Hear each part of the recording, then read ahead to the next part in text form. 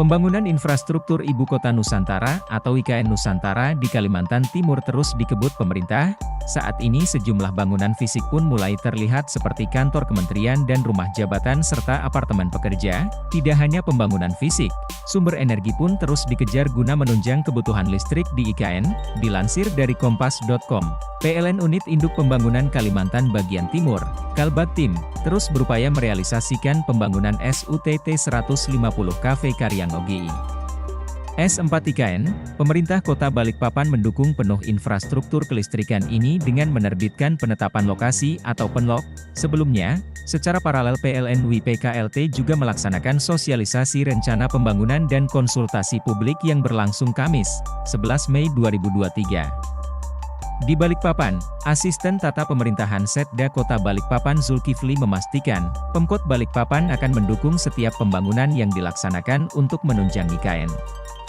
General Manager PLN WPKLT Joshua Simanungkalit mengaku telah berupaya mengikuti arahan yang diberikan oleh pemerintah provinsi dan daerah guna memastikan pelaksanaan proyek pembangunan berjalan baik dan sesuai ketentuan yang berlaku. Dia memastikan seluruh tahapan dilaksanakan dengan sepengetahuan dan persetujuan dari pemerintah. Karena proyek SUTT 150 kV Karyang OGI S4 IKN ini cukup krusial dengan target operasi Mei 2024.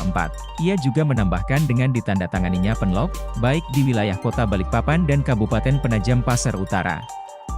Transmisi yang membentang sepanjang 57 km sirkuit, KMS, dari Kota Balikpapan hingga Kabupaten Penajam Pasir Utara ini akan dikebut pelaksanaannya demi dapat mencapai target operasi. Sebelumnya, Deputi Transformasi Hijau dan Transformasi Digital Otorita IKN M. Ali Brawi mengatakan pembangunan Ibu Kota Nusantara atau IKN Nusantara di Kalimantan Timur dilakukan untuk mencapai target Carbon Neutral City pada 2045.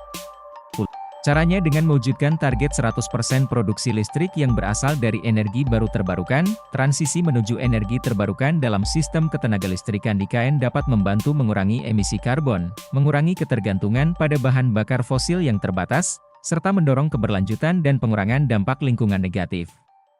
Kebutuhan listrik di IKN hingga tahun 2045 diperkirakan sebesar 4 MWh kapita tahun. Sistem ketenagalistrikan IKN akan dipasok dari berbagai pembangkit listrik terbarukan, salah satunya adalah tenaga surya baik dalam bentuk ladang panel surya, solar farm, ataupun panel surya atap, solar rooftop.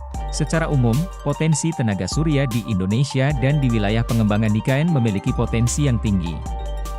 Dalam upaya untuk memanfaatkan potensi yang ada, maka dalam waktu dekat akan dibangun pembangkit listrik tenaga surya, PLTS, dengan kapasitas sedikitnya 50 MW, MW, yang terletak di wilayah perencanaan 3, WP3, IKN, guna mengadopsi energi terbarukan sebagai bagian dari transformasi kota menjadi berkelanjutan dan ramah lingkungan.